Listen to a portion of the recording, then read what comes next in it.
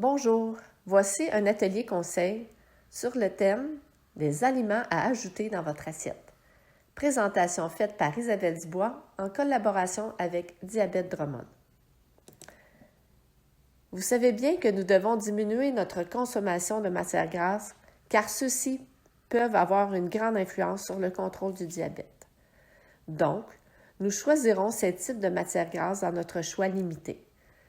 C'est alors que nous pouvons introduire certains aliments santé riches en gras, contenant des gras monoinsaturés, considérés comme de bons gras. Ils ont des effets bénéfiques sur la fonction cardiovasculaire, ainsi que les acides gras oméga 3, qui contribuent à la protection des artères et du cœur et qui ont aussi des effets anti-inflammatoires. Ce qui les avantage surtout, c'est que ces aliments contiennent peu ou pas de glucides. Donc, vous pouvez ajouter à votre menu le beurre d'arachide, qui est très abordable et est aussi un aliment très nutritif. Nous pouvons le consommer autant au déjeuner que tartiner sur une banane avant l'entraînement ou mélanger à du vinaigre de riz, de l'ail et de la sauce soya pour en faire une excellente trempette.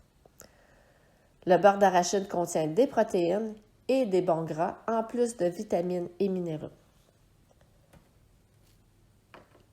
Nous avons aussi les olives noires, qui est un aliment riche en matières grasses monoinsaturées, que nous pouvons ajouter à nos mets préférés sans modération.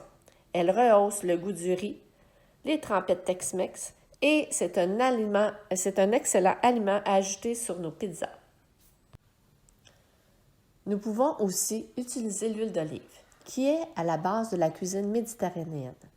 Elle est riche en antioxydants et a des effets bénéfiques sur la santé cardiovasculaire. Donc, on en parsème les salades et les légumes cuits. Nous avons aussi l'avocat, qui contient du gras monoinsaturé, donc bon pour le cœur.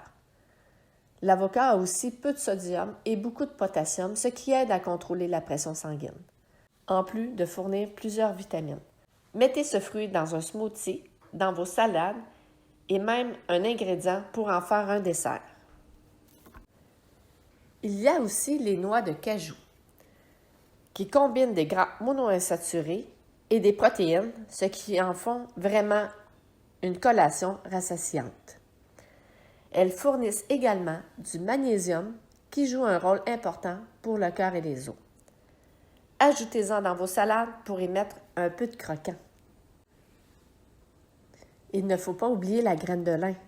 Elle fournit des fibres, est un aliment contenant le plus d'acides gras oméga 3. Moulue, elle est très versatile. Nous pouvons la mettre dans plusieurs recettes, telles que les muffins, les biscuits, ainsi que dans le yogourt ou bien un smoothie.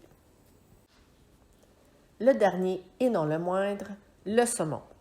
Autant fumé, cuit en darne ou en longe, ce poisson est renommé pour les acides gras oméga 3 qu'il contient. Les oméga 3 aident à contrer l'inflammation et à diminuer les risques de maladies chroniques. Donc, le saumon est une protéine maigre doublée d'un gras santé.